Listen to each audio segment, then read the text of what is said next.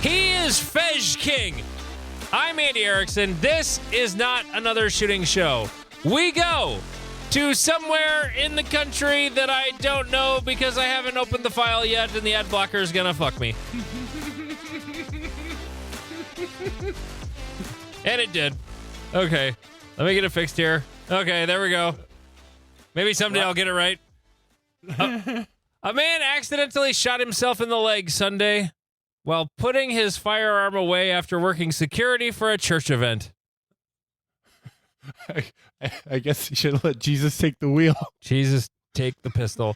It happened around 11 a.m. Eastridge police say they responded to a call concerning a person shot at the Camp Jordan Arena. I didn't catch what city this is in. Can you Google anywhere. Camp Jordan Arena, and that'll probably tell us where this happened. A lot of news sites don't really tell you where they are because they assume, well, you're from here, you know where it is. Officers say they began life-saving treatment on the man until Hamilton County EMS arrived and transported him to the hospital. Status is unknown, but he said he accidentally shot himself in the upper leg while putting his gun away. Eastridge, Tennessee. Tennessee, okay. Well, so you better be better about putting your pistol away, I guess. The cool thing about this story from local3news.com was, for a change, like the stock photo they put up for the for this story, not only is it accurate, but it's actually a couple of cool guns. Like, there's an AR-15 with some actual 5.56 rounds next to it, and there's a CZ-75, I think, or maybe like a Gerson clone. Or like a Browning high power? No, it's a CZ. It's a CZ. It looks like a CZ-75. Yeah. With actual 9mm cartridges next to it. Not loaded backwards into a magazine. No, not loaded backwards into the magazine. Good job, HK Marketing. Well done. I've seen that a few times on Gunbroker, too, where the photo for the listing will have the bullets in the magazine backwards.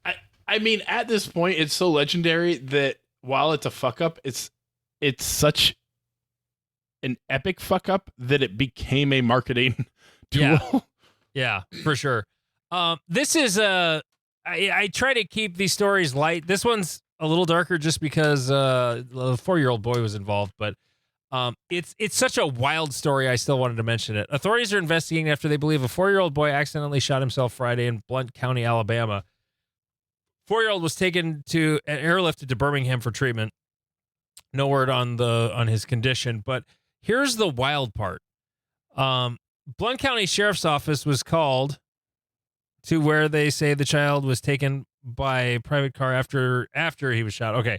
Let's see. Oh, here's the wild part. A search at the home found drugs, unsecured guns, in addition to a crocodile and more than 24 snakes inside the residence. Let's go. Sweet home Alabama. Where my niece now is a lawyer. That's unfortunate. Yeah. She loves it there, though, actually. A spokeswoman said the Department of Human Resources was called to the scene to remove other children from the home. She also said fish and game officers were called because of the crocodile and snakes. I mean, there is swamp country in Alabama. Of course, there's crocodiles and snakes. I didn't think about the crocodiles. Or wait, aren't they alligators? Crocodiles, they're not native to North America, are they? I never remember. They're like Australia and Asia. Aren't they? American crocodiles are a thing. Oh, okay.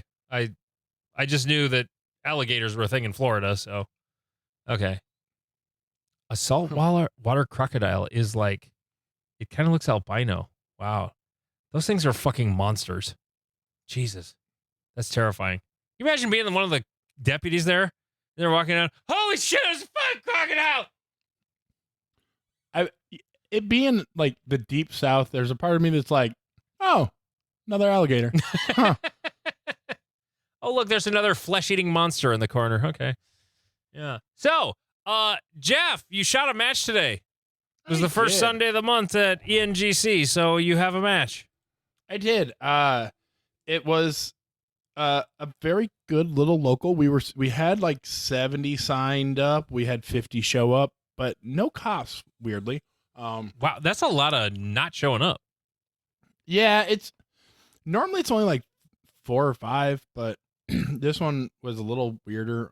Weather was good. Yeah, Wasn't it?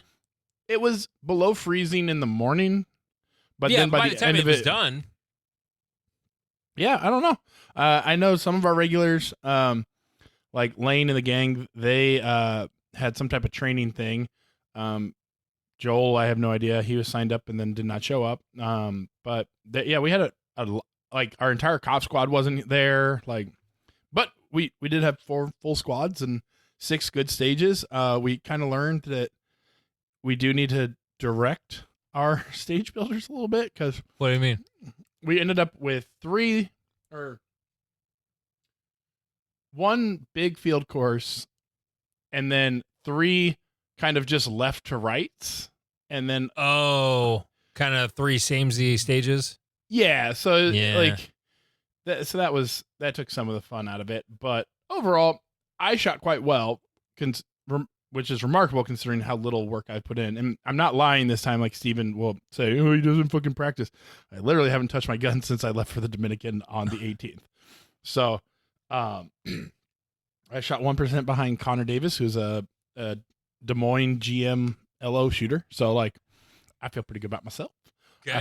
I shot very aggressively, but I definitely walked up to the line for the first one thinking, all right, we haven't shot a gun in a while. First target is a tux at 15 yards. This will go well.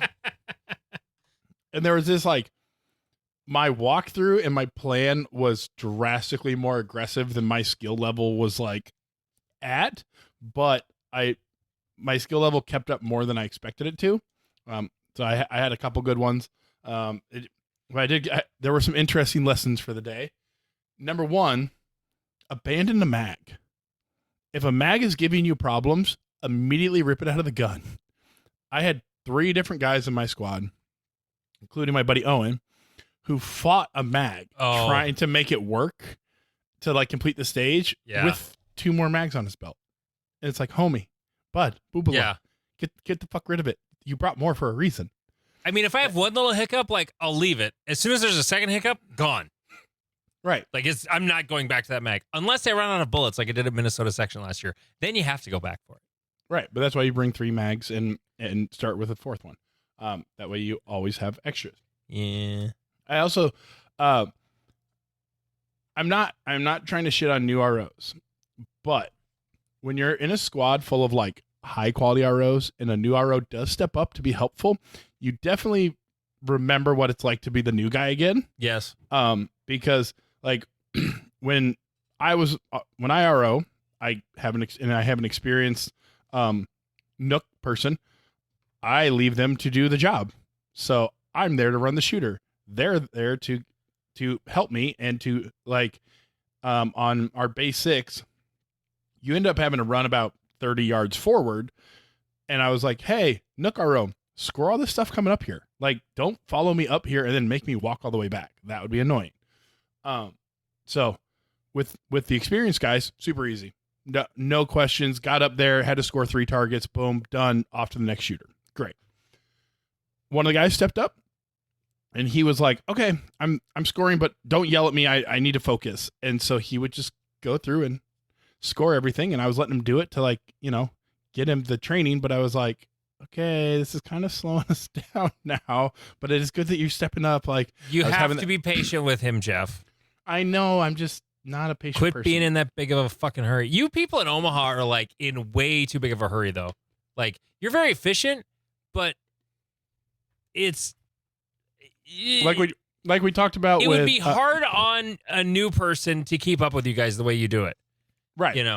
It's kind of like Craig talked about, or Oakenfuss talked about last week, where when he shot the RO reset match, where he was like, yeah, I started at 8, was on the road by like noon. And he's like, I felt like I was missing something. It's like, sometimes it can be so efficient, it loses the fun. Yeah. And yes, we are like that. I was talking to the Weitzel's last night, and they were bitching about one of the squads at Steel Challenge. It just kind of derp derp derp derp derp. Whereas like when me and the Weitzel's are our Steel Challenge squad, like the next person is in the box waiting for the painters to clear the line, and the second that they clear the line, you are making ready. No, there's no like what's the shooting order, blah blah blah. Oh, you know the shooting order because it's been read a dozen times, or we've yelled at you to be like, hey, you're up after them. Be waiting right here to take their spot. And so like we always try to set it up so that we have the ghost squads in front of us so that we can just power our way through. Yeah. But yeah, it's you remember, like you said, how efficient we have become in Omaha and how not efficient other places are.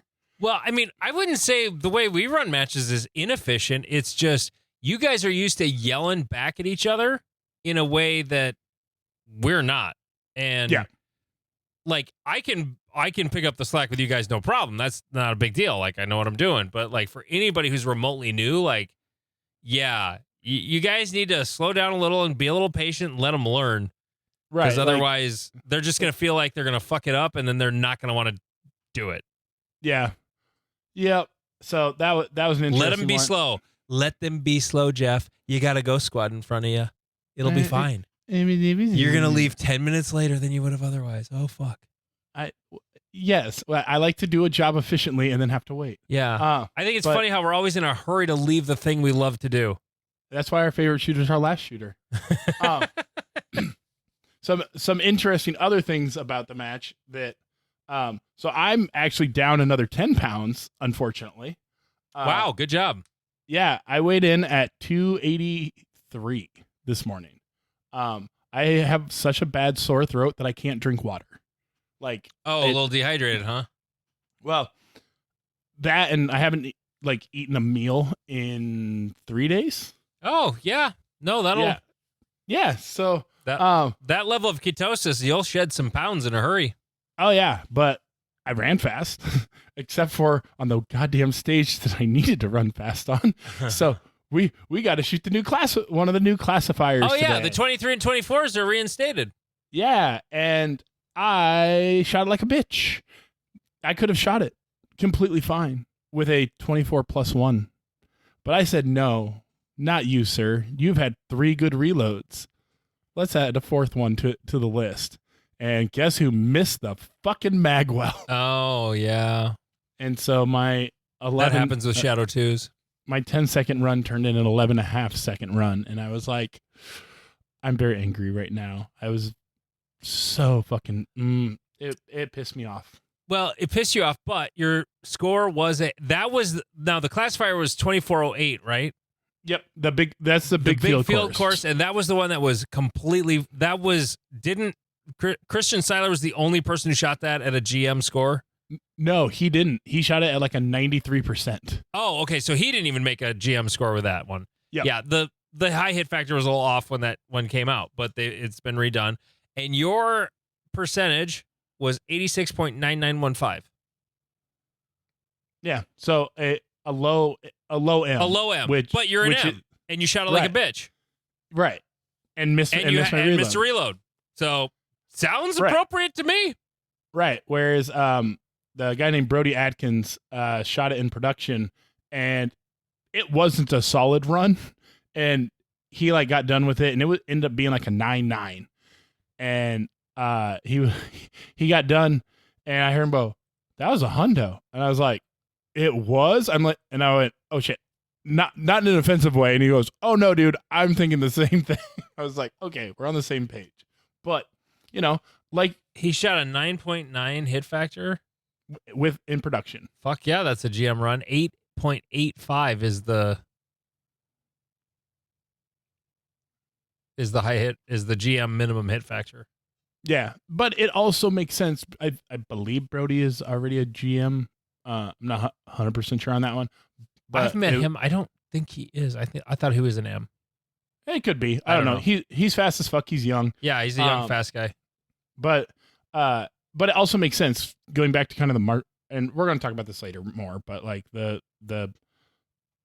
in the martial arts world, a black belt isn't the top.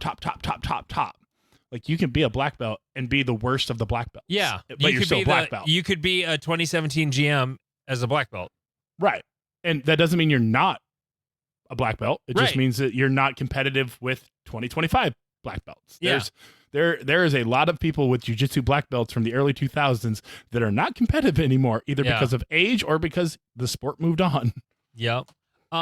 We have a guest to get to here, but before we get to the other Jeff, patreon.com/notanothershootingshow, just $3.57 a month. You will get an entire second episode every single week, not just the first 10, 15 minutes. Notanothershootingshow.com. You can get yourself a t-shirt that says, "It's fucking Tuesday." That's right. I got mine the other day. It's very soft. It's nice on my nipples. I like it. Follow us on Reddit, r/NASS on Reddit. MW Activewear for your jerseys. They're the finest kind you will find. I forgot to look up how many spots are left in Area 3. Last I checked was 107, but that was a week ago. Northwoods Showdown. Booked my hotel for that one. May 3rd and 4th. Jeff won't be there, but I'll be there recording with some other Omaha people that are not named Jeff. Our dark match in Canton is this coming Saturday, April 12th. If you are close enough to make that. I know there's some people driving from at least 4 hours away for that one. Great Plains and Cornhusker are sold out. Wait lists are a thing. The Free State Championship, August 30th. It's Labor Day weekend, I think. Or is it not Labor Day weekend? I don't know. We'll ask Jeff because I can't read a calendar right now. Registration is open, and last I checked, there were only 10 slots left.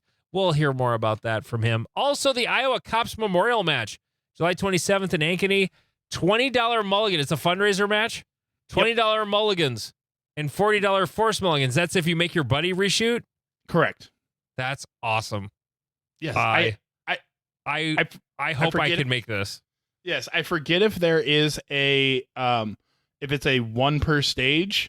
I mean, since it's a charity match, I don't believe that it's one per stage. But no, because it's all about the money. Right. You can make a charity match last 3 fucking days though if you want. Right.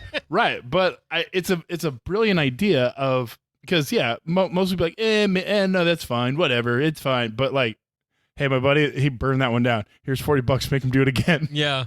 Oh God, that's awesome. All right, we have a guest who I just met last Memorial Day weekend down at Mill Creek in Kansas City. Jeff Pickman, match director of the Free State Championship. Welcome to the show, Jeff. Hello. So we got our mic issues all figured out, even though you used to run sound as a professional, like a real professional. For those of you who don't know, Mr. Pickman here, he used to run sound for Rockstars. Yeah, sometimes. Sometimes. Okay. Yeah, quite a bit for a long time, but I decided I liked being at home more and sleeping in my own bed and shooting guns on the weekends versus being in arenas and festivals and all that fun stuff. You know, every time I go to a concert now, I'm at the age where I look at those, like my son and I went to Metallica in Minneapolis, and I'm watching those sound guys run around with their hair on fire, and I'm like, that kind of looks awful. Like 10 years ago, I would have thought that looked awesome. And now, at my age, that kind of looks like it would suck. Yeah, well, I mean, I don't talk a lot about work, but yeah, it can. Like, I did the Knot Fest in Indianola, Iowa a couple years ago, and during like the direct support before Slipknot, we lost power at front of house. When everything came back on, the subs didn't come back on. I had Megadeth on the other stage getting ready to perform, and I had to go get everything fixed in 5 minutes. Oh, Jesus. And I have never ran so fast in my life. I had to run from front of house, which was, it's probably 100, almost 200 feet to the mixing front of house area. Right. Book it from there to underneath the stage, fight past security because they're trying to stop me in every way, flash my credentials, get in there. I mean, I can get into the technical thing that had happened, but nobody cares about that. Long the story short, 15 seconds before Megadeth went on, I walked up to their front of house guy and their system tech and said, "You're good." And boom, they went he went off without a hitch. Yeah. Those are the times that it sucks. Yeah. But we made it happen, So. That's cool. Okay. So, you were the MD for the first time last year for Free State. I was. It was my first time match directing a level 2 match. It didn't suck. Congratulations. I enjoyed it thoroughly. Well, this year's going to be better because we learned a lot. So What'd you learn? What did I you feel fuck like up? Oh, well, besides my shooting, no. No, like with the match, like everybody, like there's always something. There's always something like as a match director, you're like, oh God, we fucked that up so bad. I think the biggest thing I learned was the only place we had a real backup issue was we had one stage that had one bay that had two small stages on it. That was my only bugaboo at your match. In retrospect, I would have done it different. Now I've got a plan. We're going to have a similar layout this year, just because we're limited to the bays, right? And that's the only one wide enough that makes sense. But we've got a much stronger plan for it this year. We've got the staff we've got lined up for this match is amazing. We before the registration opened up, we had 55 staff lined up. Nice, that's awesome. Jesus, and so it's going to be a way stronger. We have a way stronger staff. A lot of the staff that we had last year was their first level 2 match they worked. Yeah. We have a lot of the returning staff. We've got some new staff that have experience traveling in. I think last year went pretty well. We've got a few extra CROs that have expressed interest in coming in from out of town. So they all got into the staff app early. And so I feel real good about this year's match. I'd never been to Mill Creek before. That's a pretty cool range. I dug the range just as a whole. Like, it's a great place to shoot.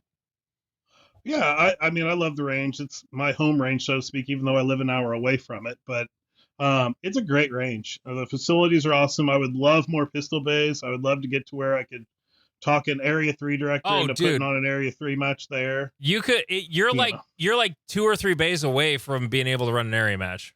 Like, oh, yes. So... Like, wouldn't take much. Or just kick all those rifle guys out, Yeah, for the weekend. I wish we could. Don't tell them that. No, that's the problem is, that just for example, that same weekend at Mill Creek as we did last year, there was the Free State match going on. There was I can't remember if it's bench rest or high power. I don't know. Yeah, the rifle. It was one of those. Shoot rifle. One of those had a big match going on. There was also an IDPA match going on. Oh, God, that was so funny because the IDPA guys, what was the deal with the radios? Okay, so, it's just funny. You had 3 different matches all show up with the same channel on their radios. And then, one of the groups couldn't figure out their radios, how to work them. So it was the IDPA group. I'll call them out because Jeff won't, but... So we went and helped them. We got everything squared away and everything went off without a hitch. But yeah, there was definitely a lot of crosstalk on the radios happening for a while. Oh God. Yeah. No, I had a ball. Yeah, the only and honestly, the double bay, it sucked for me. Yes, it was 2 stages that were maybe a little too big to be a double bay, but the biggest problem was my squad all fucking bailed. Right. It was our last stage, and I was the last shooter on the second stage, and it was like me and one other dude stayed to help reset. Otherwise, my whole squad bailed. I was like, what the fuck? This is bullshit. So I basically had to help reset the stage and then try to get ready to shoot. So, like, that hurt me a little bit. Like, it didn't really affect my finish. I finished about where I should have anyway, but like it could have been a little better if I just didn't have to reset everything every time on the last 2 stages because my squad bailed. You should be able to give those guys procedurals. Or did they or you're saying they just left the match, like didn't even finish it? Yeah, they just went and got in their car. It's like the one negative of having the prize table during the match is that people bail as soon as they're done shooting. Now, like, okay, dipshits leave as soon as they're done shooting. Like, give them procedurals. I would love to, but it's currently not allowed. But I suppose you could 10-6 them. Yeah, it's unsportsmanlike conduct. That would be extreme. I wouldn't support that, but I will shit talk them on a podcast for sure. Well, you can come find the match director. I'll get the range master, and we'll go look at it. But, but I mean, that's like it's over though. Yeah, no, I know. I mean, the match was over. Like, what are you gonna do? Like, you were at the end of the weekend of that. Like it was over, and we were the last. I think we were the last stage going. at that point too. So like literally the whole match is over except for me. Like I was literally the last. I think I was the last shooter of Free State last year, if I'm not mistaken. I could be. I don't know. Anyway, okay. So Jeff alluded to it a little bit ago. We got new classifier shit. Jeff's classifier was appropriate. Sounds like for an M class guy, middle to upper M class shooter. You shot like a bitch and missed a reload, and you shot an 86%. Yep. Sounds like Alex and the boys got it right. Yeah. It makes perfect sense. Again, using the martial arts analogy that, it's like I performed at my belt level. Like, it was a shitty belt performance, but, not every day is going to be a win. So I'm looking for, you mentioned Brody. Oh, he's a U in production, so I don't know. Yeah, Brody's from the Kansas City area, so I know Brody pretty well. What is is he a GM? He was a limited guy. And That's I right. don't know if he hit limited GM yet or not. I know he's doing production right now because he's going to go to Factory Gun Nationals. But this is the first year I think he shot production. I'm looking I want to him say at Nationals last year. He's an M in limited. I want to say he was in like the top 20 at Nationals in limited last year at Nationals, I think. He's been chasing Scott, in Kansas City. Sure. So. That's kind of cool that there's a couple of young guys shooting an Ironside division like that. Yeah, I love it because I've been a production guy until this year. Really? Yep. Huh. And I'm a sadomasochist that loves my reloads and give me 10 rounds and a bunch of mags and let me shoot iron sights and I'm a happy camper. The problem is when there's nobody else doing it. When nobody else is doing it, I'm unmotivated. Yeah. Yeah, for sure. The Jeff, what did you say his on the classifier? Well, wait. Let me just look here. It was a 9.9. 9.9 was the SID factor. Oh yeah. 99415. Okay. Sorry, Brody. We're just gonna talk all about you on this episode. Sorry, but we're just gonna. I already looked that up. That was a hundo. That's right. That's like you were on his squad, Jeff? Yeah, same squad. I ran him. You ran him, and you said it didn't look like that great. No, like it was not a quality run. No, and now we're saying this because Brody also was like, that doesn't seem like it was a hundo run. Yeah, no. But is he jaded though? Because it's like you're supposed to be perfect to get a hundo, like perfect, like fucking perfect. Yeah, more than likely. Because again, using like I literally went and taught a student after the match, and my student was like, I don't feel like my kicks are good enough, and I was like, okay, kick me, and he did, and I was like, nope, your kicks are perfectly fine. He's like, but I just feel, I'm like, nope, they're good. He's like, no, they just it hurt. It's like, but they're not like the perfect form. I'm like, what's form? Fuck it. Like, did you do violence? Yes. Okay, we're winning. So it's definitely a feeling that we're gonna have to get over because you do roll up to it. You're like, oh, I gotta be at the top of my game, and it's like, no, you have to shoot it like a fucking stage, like. And that's really what it is now, is shooting it like a stage. Now, whether or not he shot it like a stage or if he was like kind of hair on fire and had a couple of goof ups, but had enough points that it was there. I mean, I don't think not all of these are going to be perfect, especially in the divisions that haven't been shot a lot.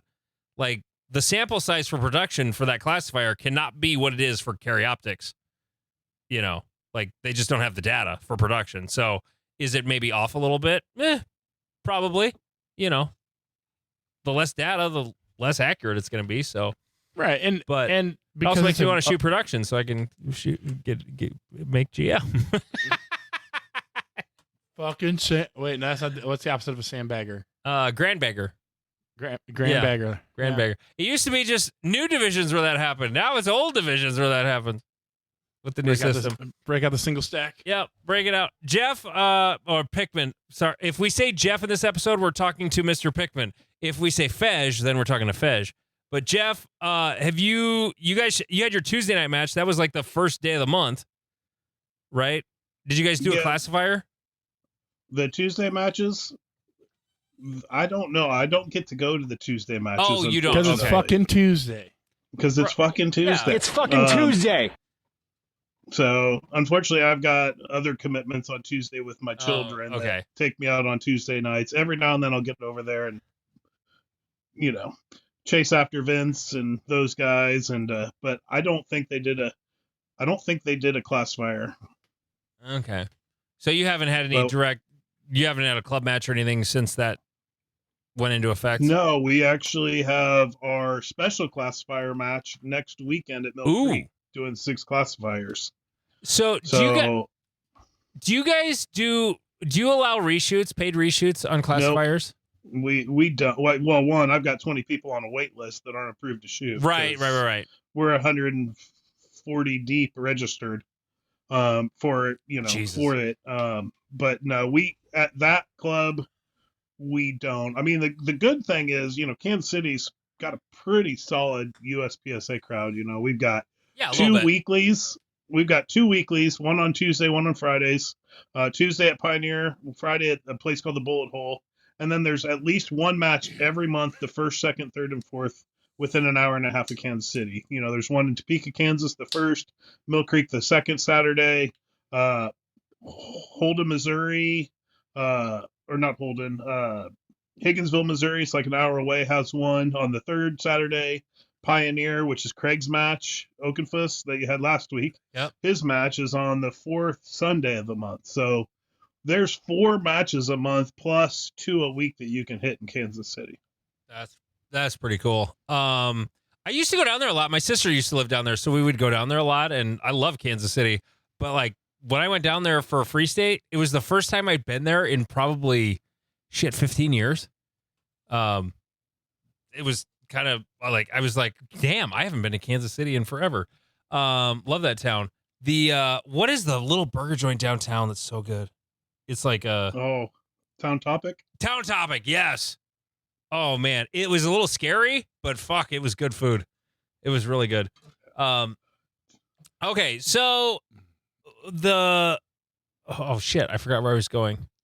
I had a thought in my head and it just totally ran away. Vince unfucked your guns, Jeff. Yeah.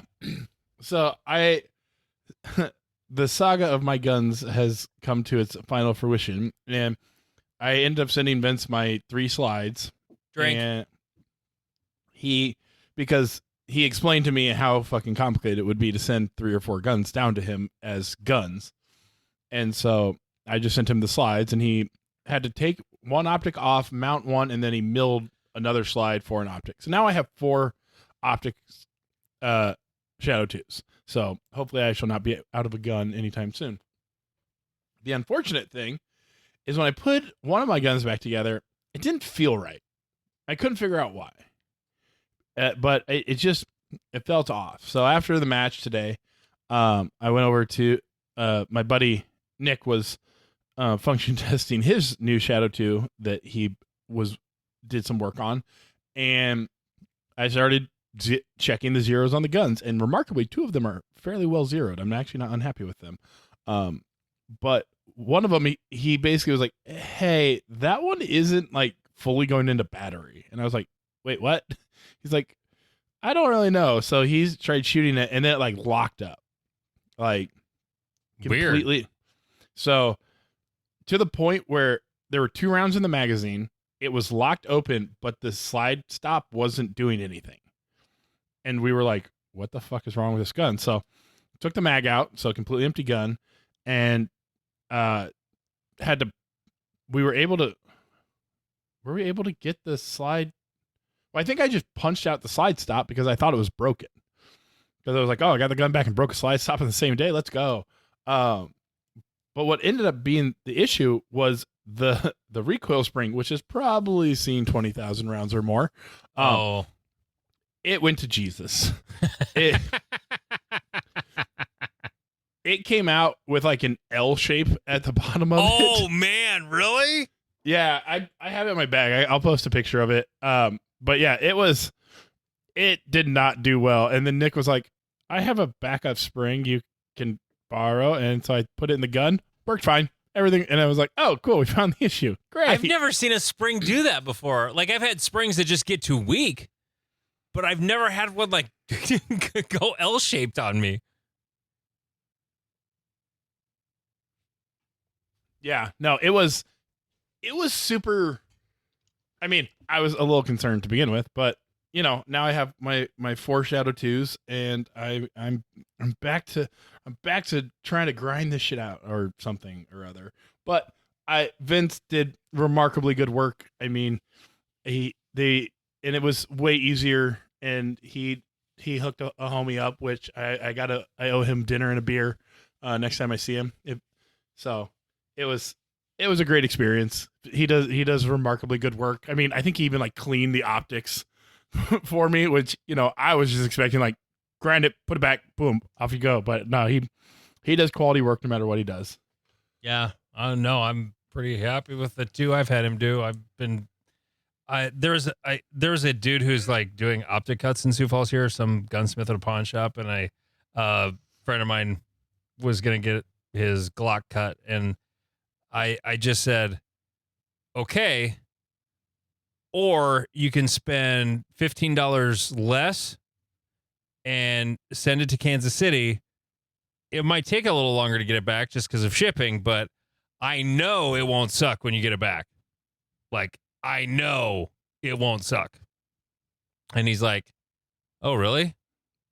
Yeah, it's $15 less. I mean, there's upgrades and options, so like it could be more, but like, and that doesn't include shipping, but basically the $15 is going to offset the shipping. So you can either spend $150 here locally or send it to a guy I know who's going to do it right, and you won't be unhappy. He still hasn't sent it off. I don't know if he bought it or anything yet, but Vince, if you got a guy from Sioux Falls, it might be him. I don't know. Anyway, so there was a thing on our Reddit. We had a few things on our Reddit. One of which was, now my youngest kid is 12, so I haven't had a baby in a long time. But Blundering Curiosity posted about concealed carry with a baby. Said, I don't know if I trust people of this page more or think the responses will be funnier, but I am a new dad and trying to figure out how to conceal carry while either holding my daughter or when they're in one of those carrier things. I typically appendix carry, but I think my baby may get in the way. Thoughts? Well, Jeff, you have no children. I'm not going to ask you. Jeff Pickman, you have children. Yes, I have 12 and 13-year-old girls. Okay. Did you carry back when they were babies? I have trouble because I have a blockage in my belly for appendix carry. So any carrying I did was more not in my appendix. But honestly, I wasn't around enough when they were that babies because I was on tour all the time. Oh, sure. So it was never an issue for me in that situation. I wasn't really a gun owner when my kids were babies. When my youngest was born was when I started getting into it. I mean, I guess I was a gun owner by the time my youngest was born, but I wasn't really carrying at that point. Knowing what I know now, here's what I would say. You could appendix carry throughout your day, but once you get home with the babes, it's got to go. Because anything that's where they can be crawling around and messing with you easily, like their hands, their feet, or their mouth are going to find that gun eventually. Yep. Just no, it's like a double hook side holster that around 4 or 8 o'clock. That's going to be the way to go if you're holding babies. No, it's not. Like, I'm a big appendix carry guy, and you know what? When you lose weight, being down 17 pounds as I am, it gets more comfortable the more weight you lose and the bigger your pants get. A sneaky fun fact, your pants are the most important factor in making concealed carry, appendix carry, comfortable. Like, get bigger pants and it's more comfortable. But no, like, I just wouldn't, I wouldn't be sitting in the recliner with my daughter crawling around on me with a gun in my holster appendix. I just wouldn't. Not that I think they're going to pull it out. It's just, why have it there? You know, just if it's somewhere else, it's going to be better. That's it. I'm the same way now, even without a little baby crawling around. I don't really, for a while, I was like trying to hide it that I was carrying from my kids, but they all knew I taught concealed carry classes. I was like, why am I hiding this from them? You know? And so I just didn't. Like, most of the time when they would actually see me put a gun in or out of my holster, it would be in a hotel room when we're traveling. And like when we were down in Phoenix last fall, like, yeah, we're going somewhere. All right. Dad's putting his gun in his holster. And like, they don't notice. They don't care, you know. It stops being normal a to thing. them. Yeah. When my good fish. Oh, you just have to make sure, especially with like little kids, because they're the most honest human beings on the planet. That, like, if you've got like a toddler, I love when toddlers come to my gym because like, so daddy cussed at a guy while we were driving and said naughty words, and you're like, oh, did he now? And he's like, yeah, and he has and they'll be like, oh yeah, and he was talking about getting the tire iron in the back of his car. And you're like, oh, yeah. And you're like, so be careful around their knowledge of it, because like I was a kid with poor social skills, and I was like, yeah, my dad has guns. This is awesome. And this was back there in like 1999, 2000 when Columbine happened. And so like, I got a talking to by the principal. So yeah, you do have to be a little cautious of it. When they're little, yeah, I would definitely hide it from them when they were younger, just because I didn't want them to blurt it out. They wouldn't socially understand, like, hey, don't go blabbing around that dad has guns on him all the time, you know. When they're little, they are like, you're 100% right. They are so honest. Like, you could be sitting in like a lawn chair at a, you know, your kid's soccer game or something, and then your little toddler's in your lap, and it's like, Daddy, what's this hard thing in your lap?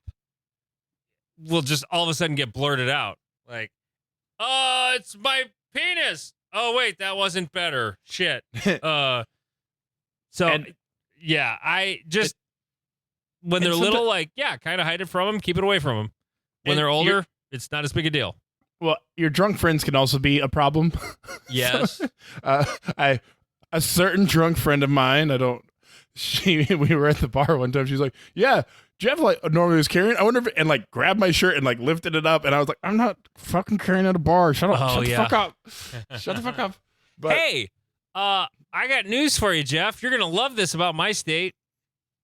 Am I now? Am I? Yeah. No, you just reminded me of it. It isn't the law yet, but it will be on July 1st. Effective on July 1st of 2025, the law in South Dakota that prohibits the concealed carry of a pistol inside a malt beverage establishment that derives over one half of its income from the sale of alcoholic beverages is completely repealed. That's good. I understand the necessity for the law, but the phrasing and the actual logistics of it don't work. Because they're just repealing the whole fucking thing. Like, concealed carry in a bar will be legal. It'll be on you to not be drunk in possession of a loaded firearm. Right. And while there is the part of me that's like, oh, for fuck's sake. There's another part of me that is like, because Nebraska has that same law of, if they make 51% of their revenue from alcohol, dumb. But there's no label, there's no sign, there's no way to understand if that's true. Right. Yeah. Because like I worked at an axe throwing bar and I like that served alcohol. And so like my manager once asked me if I carry. I was like, well, we're a establishment that makes its revenue from day. He's like, we don't make 51% of our revenue. I was like, oh, okay. So like noted, like I understand what you're telling me, but I was like, I didn't know that. Like I literally serve alcohol to people. So fuck what I know. They actually made more off the axe throwing than the booze. Yeah. Yep. So interesting. It's where it gets complicated. One thing to answer the dude's question, I did kind of answer in the thread was the first rule of, having a gunfight is being okay with everyone who's going to be in the gunfight. And if you got a baby, maybe don't be in the gunfight. Right. Run first. Like start sprinting. whatever the problem is, baby comes first. Someone's carjacking you, baby comes first. Get the baby, start running. Yeah. Fuck it. Like that's the key. But I said strong, like theoretically, speaking as someone who does not have children and does not care for children, I would say strong side carry, and then you hold the baby in the weak hand, or if you got in the papoose or the like backpack style, then the strong side is still available for you. But I also, like Andy said, children crawl, climb, spit, and do everything everywhere. So, Yeah. I tended to weak side carry my kids. Jeff, what Pickman did you favor one side over the other when your girls were little? Oh yeah, I totally carried them on the weak side. Yeah. Not because of guns, but Right. just because did. you want your dominant hand free to do things with. Yeah. If you're carrying them on your dominant side, you're trying to pick up a glass, you're trying to write something, you're trying to do stuff. So yeah, I carried them on my left side, which is my weak side. My boys are only 15 months apart, or was it 14 months? I can't remember. No, my girls they're are 16 months. No, they're 14 months apart. I hit back-to-back home runs. They're my wife had the biggest guns when those two were little. Like, she's hauling these two boys around all the time, and her biceps were just fucking massive. Like, she goes to the gym all the time now, and like, yeah, she's got guns now, but not like she did when the boys were little, because she was constantly carrying these two boys all the time, and it was kind of cool. Mine weren't as impressive, but anyway. Okay. So, Jeff, you toured, you were, running sound. Any crazy touring gun stories? Oh, geez. I do actually have one. So I used to be in charge of the audio production in South Dakota at Full Throttle Saloon. Oh, yeah. So did you know the Goat Boy? I know Goat. I did mornings with Goat at K-Sky in Rapid years ago, like cool. 20-some years ago. Yeah, I've known Goat for a long time. Jesse, Mike Ballard, know them all. I didn't know any of those fuckers. I just knew Goat. Goat was and Angie. Goat was always my favorite. I went to high school with Angie. Oh yeah, yeah. She went to high school in Beersford, South Dakota, and that's funny. Was so she dated my best friend. It was so fucking weird when she was on a TV show. I'm like, what the fuck is this? I think there's a scene somewhere on one of the TV shows. You see me a couple times in the background. A good friend of mine. There's a really good scene. Before like some trust started to come like kind of fall down a little bit, they caught it on video and were like, great. but yeah, so my crazy gun story, I'm standing backstage and I hear what sounds like a 22 getting shot off in the distance, and I've got a truck full of equipment back there, and I see some guys back there, and it sounds like they're shooting with the 22 and hitting something metal. So I call the security, and the head of security, seniors, he runs up, and these guys start walking back towards the thing. He pulls out a gun with a laser on it, puts it on dude's head, tell him, get on the ground, get on the ground, get on the ground. Jeez. All of a sudden, these guys get on the ground. It was freaking Scott Weiland, and they were shooting a paintball gun. so dude, all because I called him. Yeah, so there's my crazy gun. You almost got, well, I mean, he ended up dead anyway. You almost got Scott Weiland killed before he died. So yeah, there's my crazy gun story with concert stuff. Oh my God, that's crazy. So, was it Stone Temple Pilots that was playing out there? It was his solo stuff. Oh, okay. So wow, that's wild. Yep. Do you have like a crazy Rockstar story? Well, since this isn't PG, I mean, I think I was in Oklahoma doing a show when Rob Zombie was there, and probably the hottest chick I've ever seen offered me and another guy whatever we wanted if we could get her to meet Rob Zombie. I didn't take her up on it. I'm like, ooh, no thanks. Jeff King that would was- have. Yeah, well, not Rob me. Zombie would have wanted me too. Well, at the time I had at the time it was a wife at home. Now it's an ex-wife, and I enjoying the single life. But yeah, so That's So, like, I mean, what's funny though is there's no way I could have gotten her to meet Rob Zombie. That's just not how it works. no, like just because you have a past doesn't mean you have any control over anything like that whatsoever. Like we were like doing radio meet and greets. Like we were always like the tour manager we were at their whim. It was such a pain in the ass to try and get those hooked. Like I hated meet and greets. I fucking hated them because it was always a shit show. Rarely was it run well. The best run one, Kelly Clarkson played here, and it was like the greatest meet and greet ever. It was super simple. Like they were ready for everybody who was on the list, and everybody came back. Like we had our winners, and we brought them back, and my wife was there, and Kelly Clarkson is the biggest sweetheart I've ever met at a meet and greet, and she hugged everybody. Like the security guy was like, okay, if you don't like hugs, too bad. She's going to hug you. But like, and the weirdest thing was like, she had no smell. I was like, oh my God, I'm going to get a hug from Kelly Clarkson. I wonder what she smells like. She smelled like nothing. It's like she was walking ozone or so. I don't know. Like there was no scent whatsoever. But then there were other meet and greets where it was just a fucking dumpster fire where you're sitting around and nothing happens. And then, oh yeah, they're not doing it. Oh, great.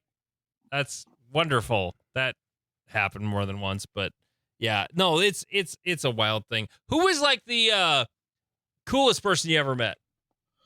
Oh, the Like, coolest for me had to be like one of my favorite musicians ever. He was the nicest dude you'd ever meet. Jerry Only from the Misfits. So I did a bunch of the Misfits reunion tours when it was the original. Well, it was Glenn Danzig and Jerry Only and a bunch of the original guys. And Jerry would like wake up. He would stay at the same hotel as the crew. He would wake up with us. He would meet us in the lobby. He wouldn't leave the venue till we were loaded out. Like the dude, like every time I'd see him in the hall, he would give me a hug. He was like, "No, if you guys are here working, I'm gonna be here." And I thought that was the coolest thing ever. That is pretty cool because that's not normal. We did a sold out show at Madison Square Garden, and Jerry lives in Jersey, and so he drove to the concert. Right. And standing out back of Madison Square Garden and watching Jerry screaming out the window as he pulls out in this like he has this vat and it is like all misfitted out, like it looks like something straight out of Hot Topic. And the dude just peels out of Madison Square Garden, just woo! After that show. It was pretty awesome, not gonna lie. I actually have it somewhere on video on my phone. Oh, that's cool. Okay. So that's probably my personal favorite. Who's the biggest douchebag, if you're willing to say, you ever ran into? Oh, that's a hard one. So many or not that many? Top three. No, it's because the here's the NDAs. deal. The douchebags, you never deal with them because they're douchebags anyway, and they have management that You're that not gets in the way interacting with the anyway. douchebags, right? Yeah. yeah, they hire people so they don't have to deal with you. Yeah. Did you ever do anything like super petty as a sound guy? No, because my paycheck depended on it. That is such a Jeff King question. Oh Well, my God. I read a story about a Well, sound guy. let me rephrase that. It depends on. I shouldn't say that. I mean, of course, I did the typical like, here's my fake knob, here's my fake fader. When so and so walks up, dude, I can't hear this. You just, oh, is that better? And they're like, yeah. And Oh, like, yeah, God, I didn't yeah. do jack shit. I do the same thing when I run sound in church. church. Like, I can't You hear know? this. And I'm like, okay, how's that? Yeah, that's better. And you change The- literally nothing. The biggest, you'll like this one. The biggest douchebag I ever dealt with at any type of concert was actually at a NASCAR pre-race show, Ha! and that at Kansas Speedway of all places. Since you've been there, Andy. Yeah. So it was not one of the Rockstars. So I am at front of house, and all of a sudden the whole left side of the PA dies. And I'm like, what's going on? I can't get a hold of the guys backstage. I got a radio to them. Can't get a hold of anybody. I start taking off running. I'm like trying to sift through this crowd. Of course, it's a bunch of drunk NASCAR fans. Like one dude actually swung on me. Jesus. I slammed my radio in his face. Like after he swung at me, I moved my head, grabbed my the chuck on my radio, and slammed in his face. Said, "Move!" Got behind stage, and I just see behind the PA sack one of my sound guys sitting there with speaker cables, just ripped to shit in his hand. And there's a dude, and I'm not joking, a hot rodded motorized wheelchair that got caught in the speaker cables being backstage when he wasn't supposed to. And instead of stopping, the dude just tried to take off, and he ripped all the cables out of all the back of the amps and my God. toasted them. And the dude was just not a nice person. He's like, what? And he took off. I mean, that thing was going 40 miles an hour. It was a freaking wheelchair. Not even joking. Oh God, that's that funny. dude that was quite humorous. I mean, that's something I'll never forget, because seeing my sound guy in tears, and his words were, "I don't know what to do." He was just so in shock because a wheelchair destroyed the PA. Right. So. Right. And you're the guy who chased down the dude in a wheelchair. Well, it didn't help that I don't want to say anything bad. I probably shouldn't say this, but they brought in kids ROTC to be the security. Oh no. Because they were volunteers. Yeah, and so, they're free, and they're completely afraid of confrontation. Oh yeah, and so this guy was back there where he wasn't supposed to be, and all kinds of stuff, and you got 15 to 18-year-old kids in army uniforms that are standing there supposed to be keeping people out of the area, and they're not stopping anybody. No. So Jeff, you would make a great CRO on a stage. Yeah. Because you're I don't know who's going to intimidate you at a match. Right. Nobody. You know the rules well. Yeah. You wouldn't be your personality. You wouldn't be afraid to make a call, even if it's some cocky GM. It's like, no, this is double. No, I'm calling it one. It's Alpha Mike. You don't like it? Call the RM. You really should work a match as a CRO sometime, just because one stage, nobody's going to fuck with you. I'm not against it. You just have to be okay that oh, you're not certified. That's the problem in America. Right. Well, but I can still work under a CRO. Yeah, that's true. As the RO, and so they have to start by escalating to me, and then right. Well, we can go call the CRO. He'll come over and talk to it, and it's just are you sure you want to do that? Because okay, cool. I don't care. No, that's true. I'm gonna ask you a question about staffing, Jeff, but I have to pee, so we're gonna hit pause quick. Okay. So if everybody has to pee, let's pause. Oh, that was a wonderful urination. That felt so good. Okay. So Pickman, for the Free State Championship, you're in charge of picking out who's going to be the boss on the stages, which is sort of one of the most important decisions you make is who's running the stage.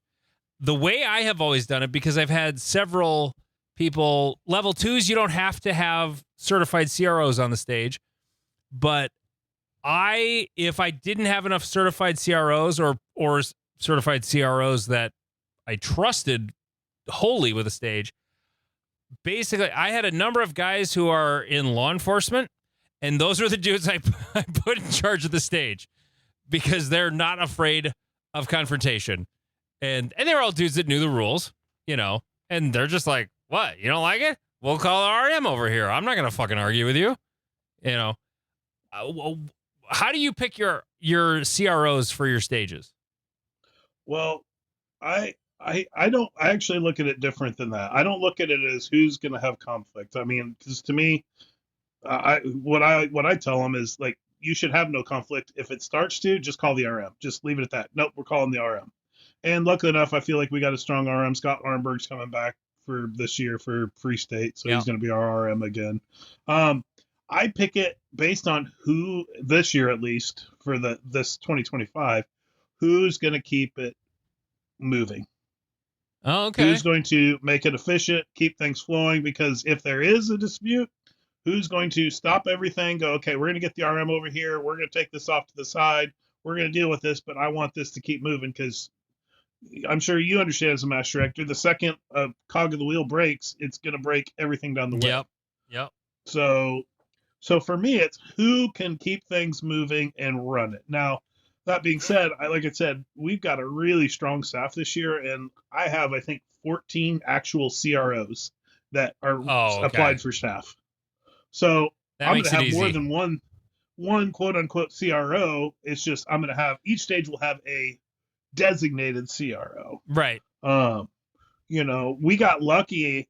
We did a RO and a CRO class at Mill Creek this year. Oh, we had geez. 30 people. We had 30 people in the RO class. We maxed it out. So we got 30 new ROs through that class, and we did a CRO class and got 12 new CROs. I think it was. Wow, that's big for a CRO class. Those are usually not that full. So it's we've really trying to change that culture and really get that culture shifted here, and it's been great. That's not me. It's everybody. So I like your approach to that, to just keep it moving like that. I mean, as Jared Step Out in Utah has said, the match flow is the god. Everything else is sacrificed to. But at the same time, like my approach to it that way was I did not have as strong a staff overall when I first started doing it. And that was sort of what colored my view of it. I had a lot of ROs and a lot of certified ROs, but I didn't have a lot of certified CROs. So It's like, what is the thing I'm going to base this decision on? And for the most part, all of those guys that were in law enforcement that I put in charge of stages, I think it was like 3 of the stages, I had 3 cops who were not certified CROs, but they all knew the rules really well, and I knew none of them were going to take any shit from anybody. And it wasn't so much that they weren't going to take shit from anybody, it was that someone else who would be less comfortable would be put in that situation, was really more what it was about, was those who were afraid of confrontation were not put in that position. And that's the worst thing you can have, is an RO who's just like, I don't know.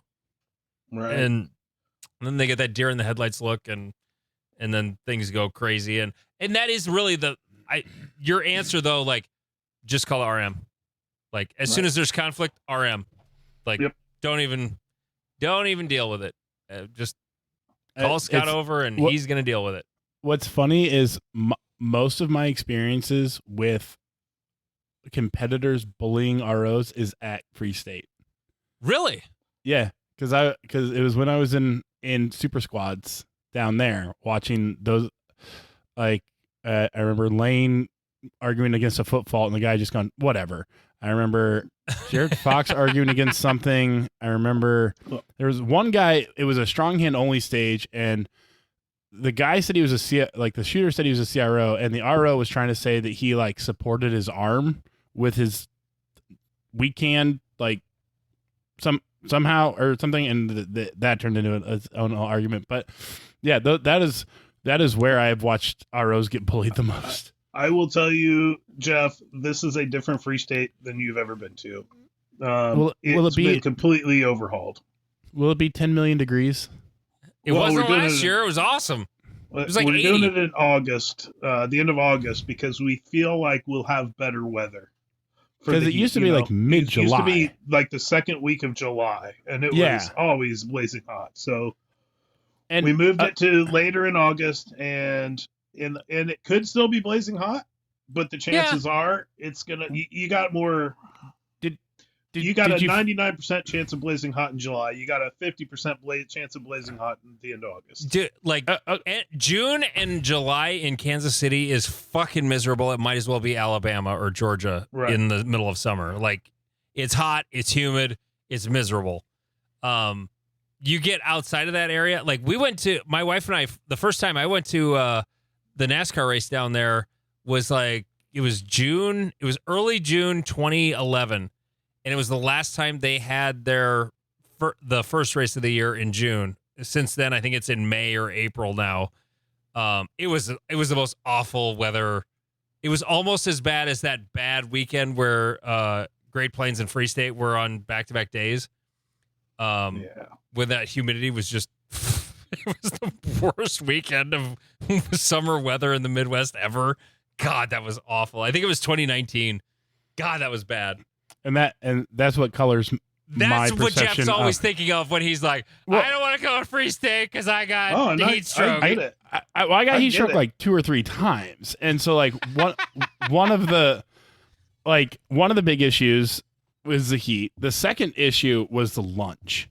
You guys have an amazing lunch, but the way you fucking do it, Oh. my squad would always get an early break, and then we'd go to our next stage, and then the ROs would be going to lunch, and so we would fucking sit in your wonderful little steel hut covers in the blazing hot, just dying for like an hour waiting for the ROs to get back. That's And not how so- it was last year.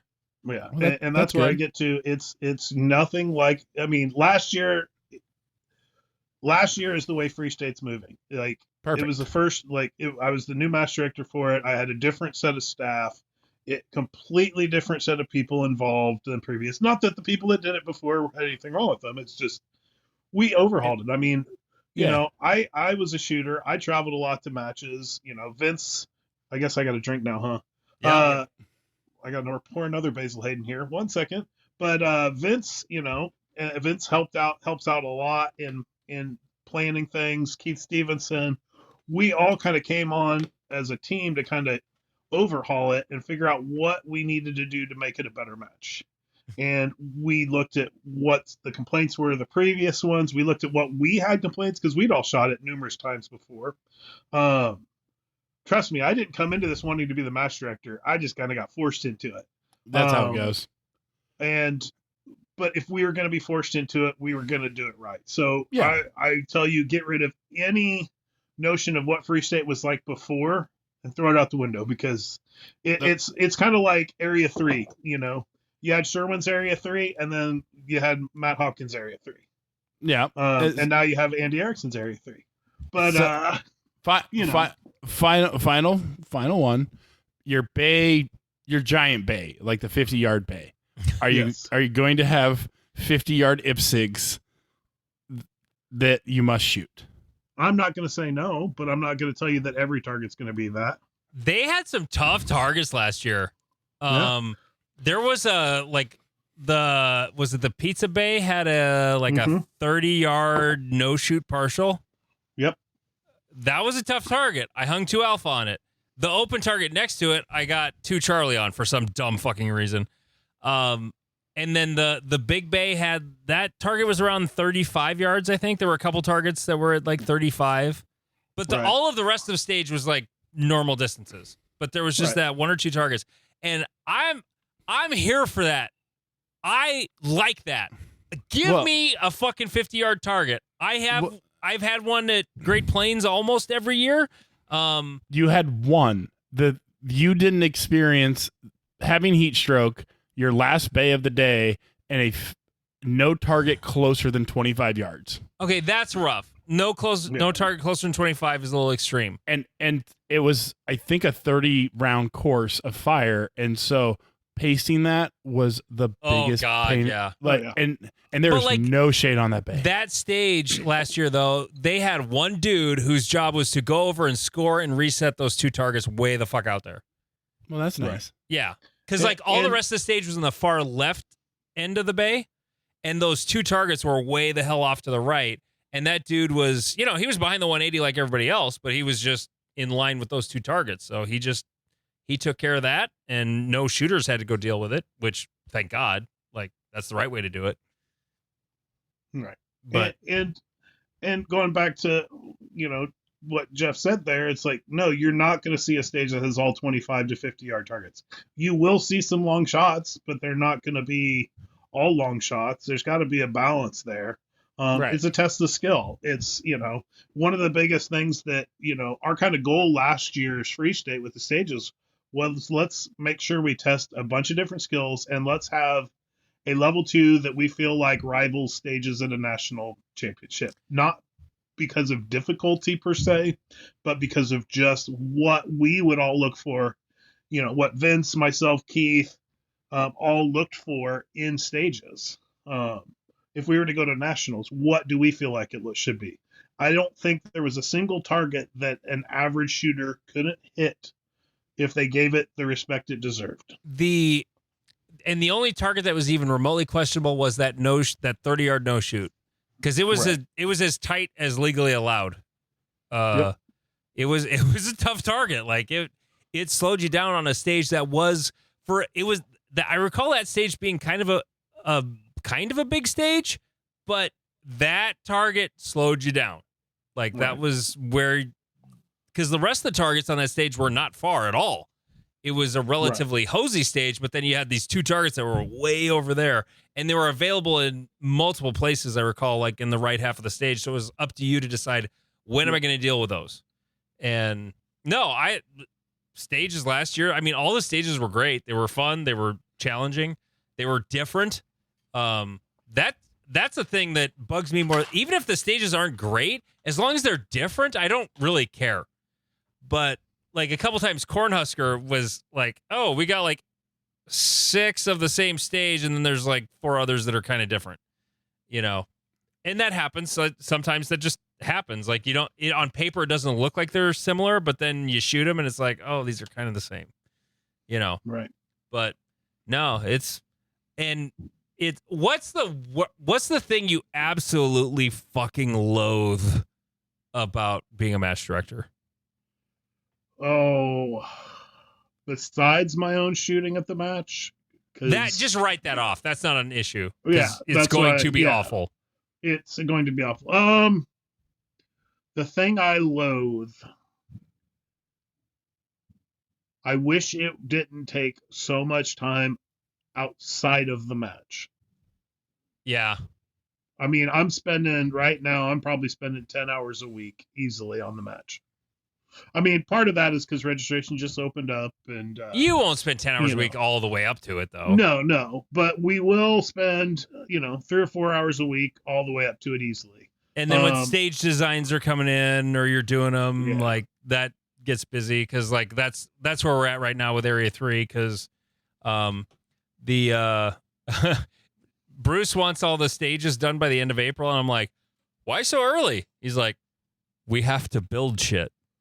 Oh, right. Okay. Yeah. All right. Yeah. That makes sense. Okay. Because you got a little club out there that all of a sudden is putting on a level 3. They have a lot of walls to build. They have a lot of props to build, and they want to get started on it. They got a lot of help. I mean, it's not going to be a problem, but the work's got to get done, and they're ready to get going on it. So I was like, okay, we'll try and get them all wrapped up by the end of April. That seems reasonable. But like I want to go back to the long shots, because people want to, and Jeff, you're one of them, King, pissing and moaning about long targets. Like, they're fun. I enjoy them. Just because you're a weirdo. I like a long, challenging target. Now, we've had 50-yard poppers at Great Plains. Maybe we'll have one this year. Maybe we won't. But we never had more than one really long target. And it's never been a mini popper. The Rage Master for Great Plains this year is Thomas Howard, and I designed the long stage again for Josh, and he talked me out of the tuxedo on the long target. So there won't be a tuxedo on a long target. I'll just say that right now. It wasn't going to be 50 yards, but it was going to be tough. But I had a tux at distance, and he's like, But I'm like, there's no shoot. It's hardcover.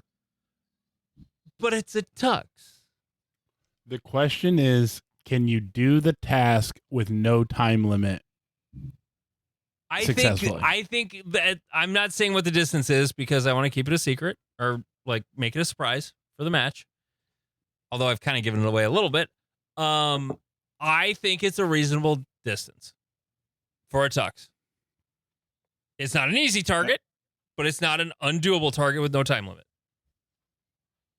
That's me. And I I will say, as my shooting improved, I started to love longer shots. Love it. I absolutely love 25 to 50-yard targets. I do too. I think they're fun.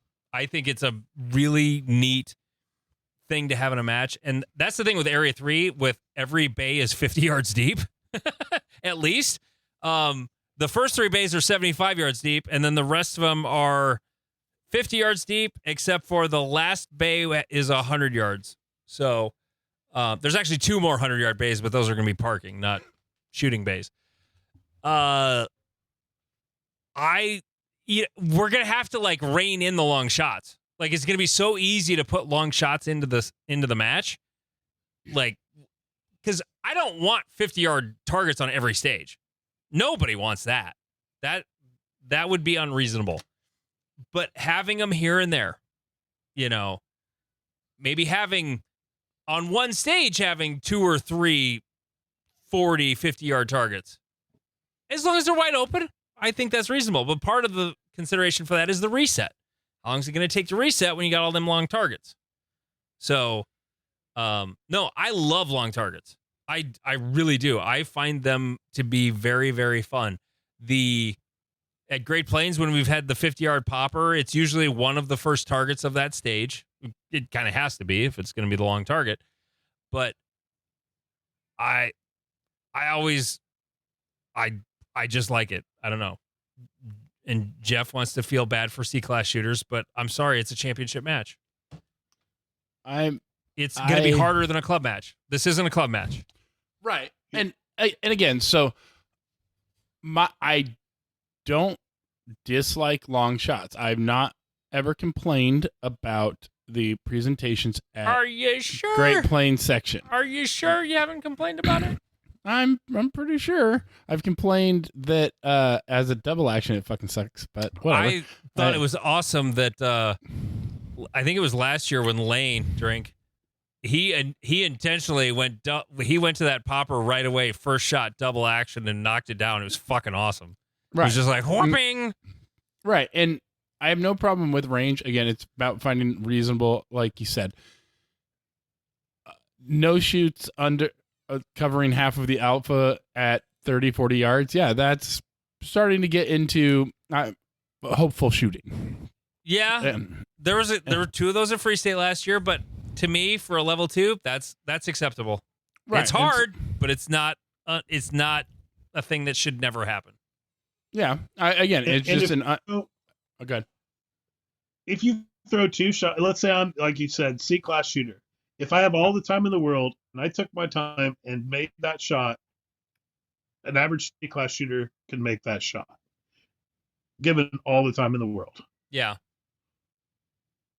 I mean, they might yank it into the no-shoot. Like, I'm thinking back to when I was C-class, and I probably would have pulled it low right. Yeah.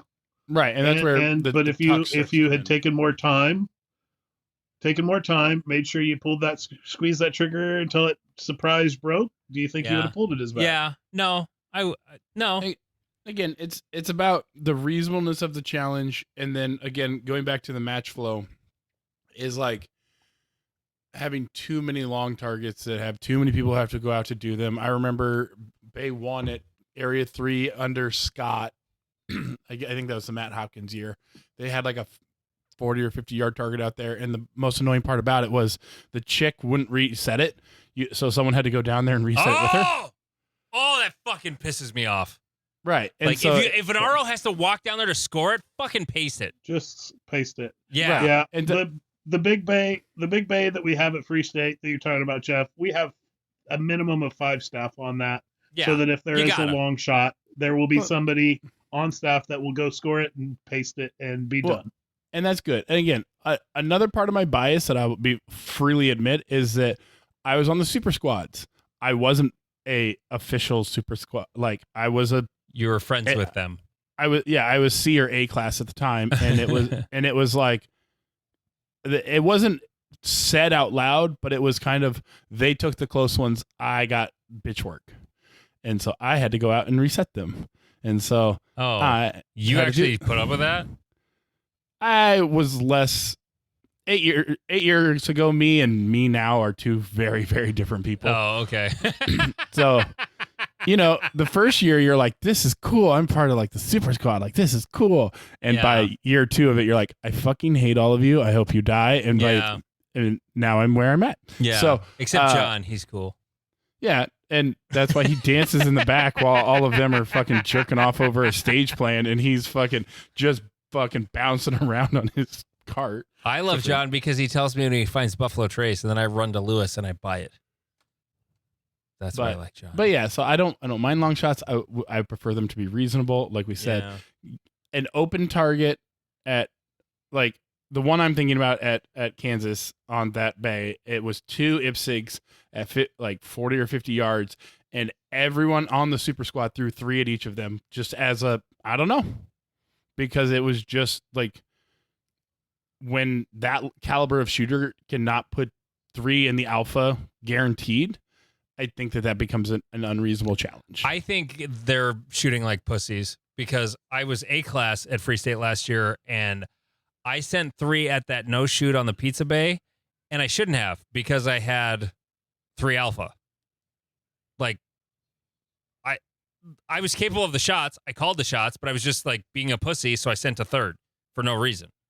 And then I felt good about that one, so then I only shot 2 at the open target, and I got 2 Charlie. But well, and that's exactly why we had that presentation. Yes, because it was great. Forces, I mean, if you throw 2 opens up there, yeah. I mean, it's not that we're trying to fuck with your head. No, it's you just, should be though. That's why I liked it. That's the challenge. Is what do I need to do? How do I need to pull the trigger? How do I need to see this?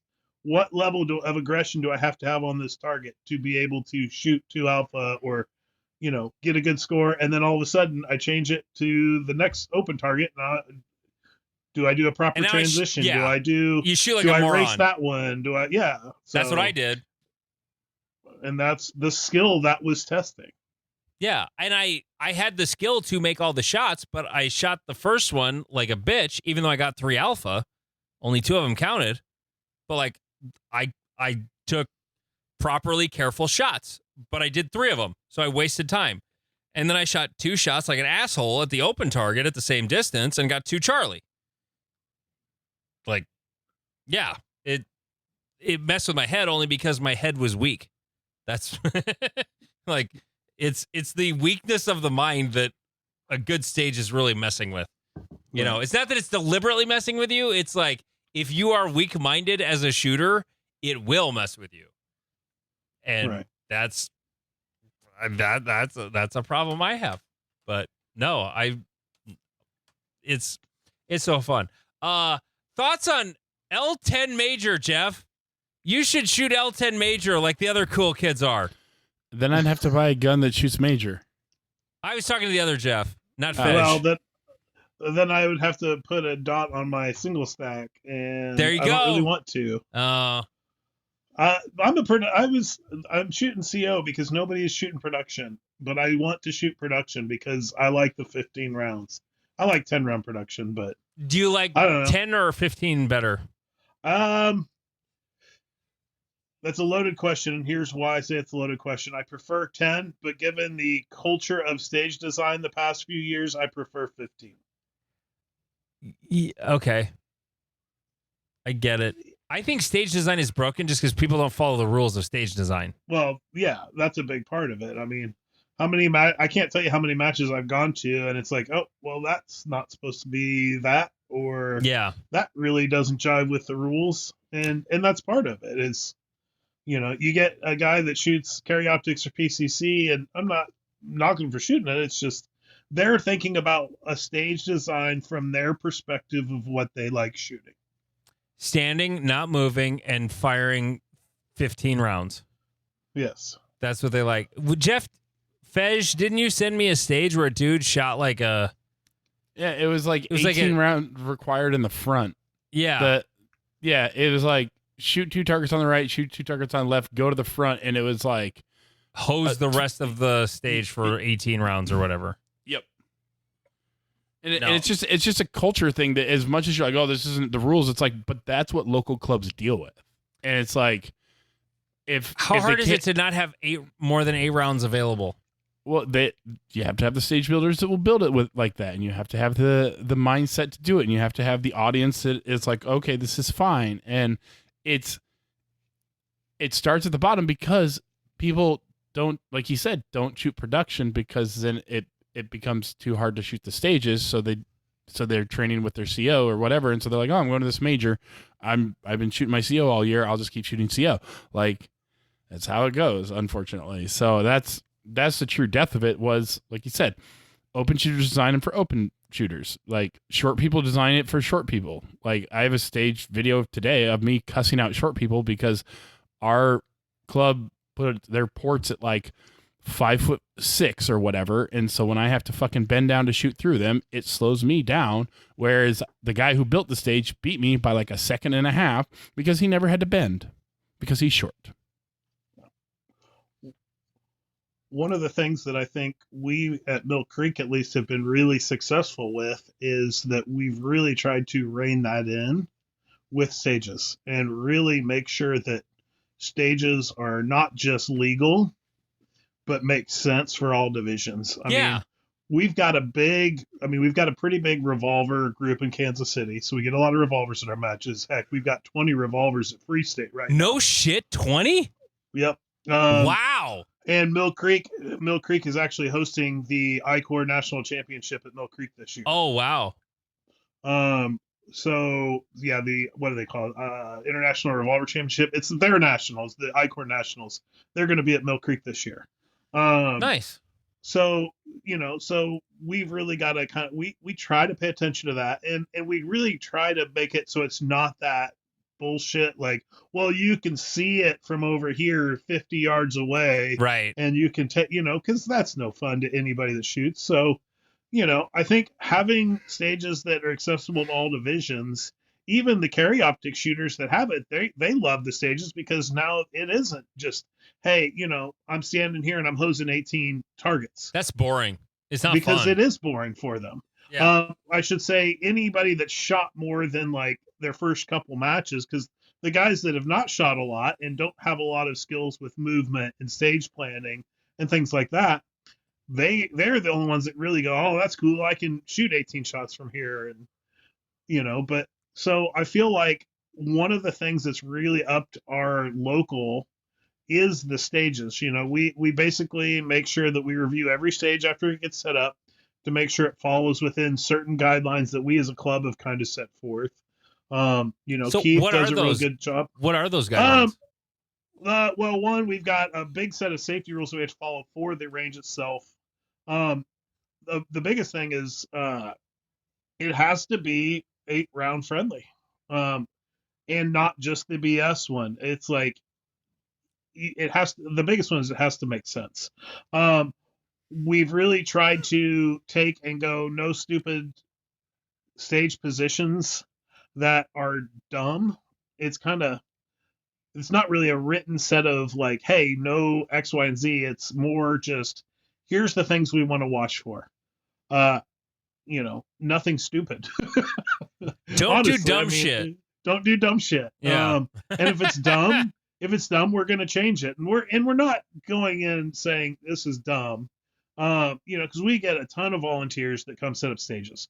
And the good thing is most of them are amenable to changes. It's like, hey, did you notice this? Check this out. If I stand here, I can shoot all these targets. If we do this, this, and this, it changes this. Or, hey, you've got, and so it's, I think more than anything, it's a matter of how it's approached.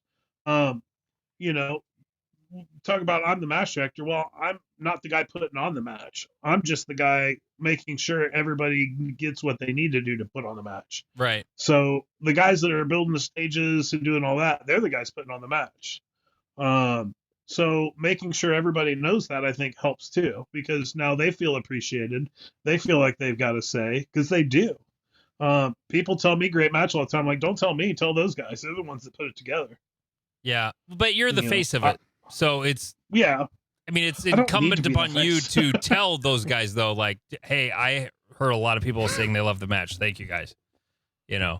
Because, like, I don't know who the guys were that built it, coming in after that's all done, Like last year I got there very late on staff day. We were there for like an hour of walkthroughs before you guys had to kick us out,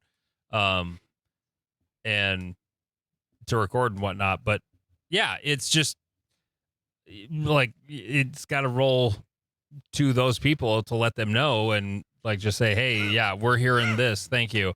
That's one thing with Great Plains. Like last year, I did not have as much help as in years past building stages, just not because people were being lazy. It was just like, it just wasn't working out for people. And so we had a little more of a struggle getting the match built. It still got built. And the Friday before the match, we always have a shitload of help. But I prefer to have most of the work done before Friday.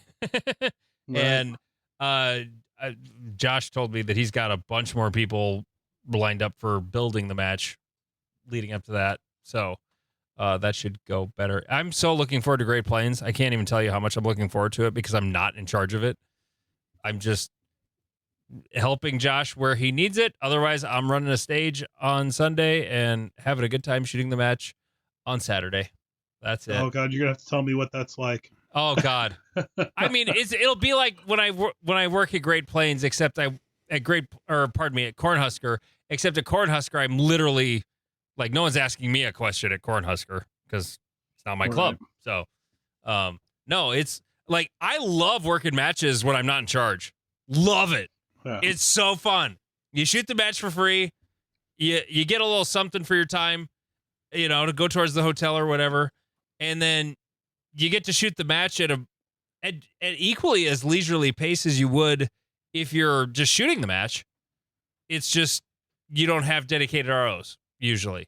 So, I just don't get to shoot as many traveling matches in level 2s and 3s that I want because I've taken on too much stuff outside of USPSA. I've got my daughter's become a shooter too, and she shoots on the local SAS team, and somehow I got talked into being the head coach. Yeah. So, yeah, I have a feeling when rewarding. my son is very interested in trap shooting, and when he hits that age for high school trap, I have a feeling I might end up being a coach or something, even though I don't know anything about trap shooting except how to hit targets. But I don't know how to teach hitting the targets. I can hit them. I'm not very good. My brother would be a better coach than I would. He was really good.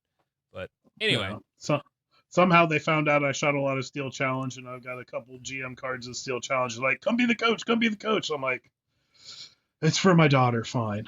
Yeah. No, I've coached a few of my daughter's softball teams, and it was only because I was the only one who understood how to throw a ball. So, well, I just look forward. I just look forward to all these kids coming and beating me in the future because, I'm used to. I do shoot some Steel Challenge, and I'm used to like coming in third to like a 14-year-old kid and like a 20-year-old girl. Yeah. Hey, so, I'm just proud I made master in Steel Challenge with the light plastic Ruger Mark IV, no compensator. I have one on it now because I won it as a prize at Cornhusker last year, but Cornhusker Steel Challenge. But yeah, I made master with a super light, not a bad gun to shoot, but not the 2011 Todd was trying to talk me into shooting at Cornhusker. So I made GM and rimfire rifle with a fully stocked $350 Smith & Wesson MMP 1522. No shit. Yep. That's not. And I still shoot the same gun. I still shoot the same gun, but the only thing I've done is I've got a muzzle brake because it was too quiet, and I switched out the trigger after I made GM and put a different trigger in it. And that's the only thing I've done to it, and I'm still shooting it today. What do you shoot in production or CO? In Steel Challenge or USPSA? No, in USPSA. I'm an A class. No, what gun? Oh, I shoot Shadow 2s. Oh, okay. Well, of course, you're from Kansas City. Yeah. Well, aren't you supposed to? Well, they left, didn't they? I was actually going to go in the Tanfo route, and I got talked out of it by all the Tanfo shooters I knew. It's such a bitch to find parts for them. Yeah, that's exactly why. I mean, when I first started shooting, I came in with my H&K VP9, and I'm like, oh, I'm going to shoot this gun. I love it. And started shooting. I'm like, yeah, I love the gun, but not for this. You're right. I had a guy that shot a Tanfo, and I tried it, and I tried some Shadow 2s. Of course, awesome community. Everybody wants you to shoot their gun and show you that they have the best Yeah. gun in the world. And I really, the Tanfo, I shot it great. I felt really good about it. And I'm like, yeah, I think I'm going to go Tanfo. He's like, don't. He's like, if I could do it again, I'd buy a Shadow 2. I'm like, why? He's like, I can't get the parts I want. He's like, don't do it. Go get a Shadow 2. Sometimes it's hard to find parts for Shadow 2s, and it's like infinitely worse for Tanfos. Yeah. So I ended up going down the Shadow 2 route, and I have yet to get talked into cutting one. I've got two that I got an orange that is my main production gun and a backup, and then I have one optic ready one that I shoot in CO, and I'm just not ready to give up the production guns yet. I want it to come back. The future is now, old man. Yeah, I am an old man. That's the thing. How are your eyes? Can you still? Oh, they're going to hell. Yeah, I can't hardly see it, and that's I do way better with a CO gun, but I still shoot the CO gun like I'm. I got better at iron sights though when I needed bifocals. Yeah, because your main vision in the prescription that changes so much. Like it gets so much further out that you can't see shit up close. Like with my glasses off, I can see up close fine. It's just I have astigmatism, so yeah, it screws it up. But like once I started shooting through my distant prescription, the sights are blurry, but I can see them and they're aligned. Yeah. And it got easier to shoot irons after my vision went to shit when I turned like 41 or 42. Yeah, I have 6 different eyeglass prescriptions, and they're all within 0. No, you're going to laugh. They're all within 0 to 0.25. It's all the spherical astigmatism correction. I have astigmatisms that change on a daily basis. Oh, wow. I'm not even joking. Like, no, it does. I know it does that because I have it, but mine hasn't changed a lot. I've got 6 different sets of glasses that if I'm really not seeing well, I'll flip through them and try to find one that works. Every time I go to the eye doctor, it's a different prescription. I never heard of that before. That's amazing. Yep. Jeff, we forgot about my eye doctor friend. We still haven't had on to talk about occluded dots. We'll ask him about that too when we get him on. I forgot about him. He's a good dude. Yeah. So, what are your glasses, Jeff? Are you still shooting with the prescription? So I don't know what my prescription is. They give them to me. Like, have you gotten like your shooting glasses, like Hunter's HD Gold ones yet? No, I just wear my glasses. Your prescription? Yep. So you don't look as cool at matches now. I look like a bad motherfucking Viking that wears glasses. I've had no one tell me. Well, I have had others tell me otherwise because I hang out with assholes. This is really funny because I can be confused. If you put on a pair of sunglasses and you're not a shooting buddy of mine, it will confuse me as a disguise. Yeah, the old Superman pair of glasses and a hat. Not Ours glasses, is the opposite. Sunglasses. Has to be sunglasses. But like a girl I grew up with, went to high school with, I ran into her at the farmer's market in Sioux Falls a few years ago, and she's like, "Oh, hey, Andy, how are you?" I'm like, "Good," because I couldn't tell who it was. And she lifted up her sunglasses, and she's like, "It's me, Carrie." And Carrie's Korean, but I did not recognize her without her seeing her eyes. Like, I will get completely confused. The reason I say that is because I had 3 dudes in class yesterday for my permanent class who I have shot matches with, and I did not recognize any of them. I didn't know them well. It was nobody that was like they were all relatively new, but I did not recognize any of them because I didn't see them with sunglasses on. Right. I didn't realize that a guy that I shoot with sold cars at the place I was buying a car from until he's like, "Jeff, oh my God, you're buying a car, blah, blah, blah. Hey, see that?" And I was like, "Who the fuck is that?" And then I saw him at the next match. He's like, "Dude, how you like your truck?" Like, I'm like, "That was you. Got it. Yeah. Okay." No, our section coordinator, Robert Olson, I knew him from shooting matches, and I ran into him at Costco one day, but he wasn't wearing sunglasses. And I look at him, I'm like, that looks like Robert. And I look at him again, and he's doing the same thing, like looking at me. I'm like, he's walking with his wife. I'm like, is that? Oh, hey, dude. But by the time I recognized him, we had already like passed, and I'm like, oh, hey, how you doing? And also, I'm in Costco, and I can't wait to get the fuck out, so I'm just like going. But yeah, Costco on a Saturday is awful. God, it's so bad until like an hour before they close. Then it's tolerable. I can handle it. Okay, so Free State. If you want to go to Free State, by the time this podcast drops on Wednesday, as of we're recording, there are 10 slots left. But Pickman, you said you might be opening some more slots. Well, we've got some sponsor save slots, so depending on what the sponsors choose to do, sometimes we'll release some of those back. And get on the wait list. It's kind of like promoter holds for a concert. Yeah, exactly. There's always good seats that are going to get released like the day of or the day before the show. Yeah, so get on the wait list and we'll go from there. Yeah.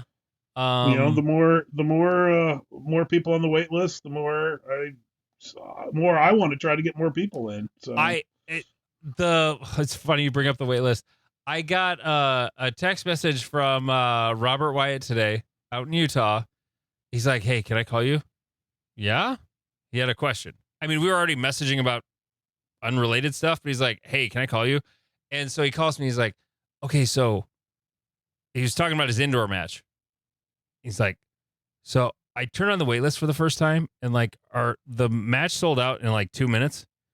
And now I opened the wait list, and it like there's already people on the wait list. Like it's filling up. Like, how do I let them know they're not actually in the match? I'm like, well, first off, if they're paying attention to the screen, it'll say the match is currently full, but you can sign up to be on the wait list. Like it says it on the screen. If they don't read, that's their problem. Like I don't have a lot of empathy for that. I said the other thing is you can email them through Practice Score, like all the waitlisted guys, if you're afraid of them falling through the cracks, or he was worried they were going to show up thinking they were in the match. And I was like, oh, you're such a sweet man. You have far too much empathy. Right. If shooters not reading emails pisses me off. And if they don't read it, I don't have a lot of empathy for them not reading the email. So, but I understood his concern, but at the same time, like, dude, they're just there. You let them in or you don't. Like, it's not showing up on their list until they're in. So, and approved. If they're not on the wait list, or if they're not approved and they're on the wait list, like, it's not showing up in their list of matches. So it's fine. Just don't worry about it. Just settle down. Also, I want to mention, you mentioned him earlier. Keith is my new favorite Kansas Cityan because he sent me a message the other day and it says, Fej may feel like he has main character energy, but we all know he is your sidekick. Yeah, but being the sidekick, I would have got the show posted on Friday. Hey, you don't even know how. That's besides the point. Like, I mean, you could probably figure out the actual posting of it, but there'd be no show notes. The mix would sound like ass. Correct.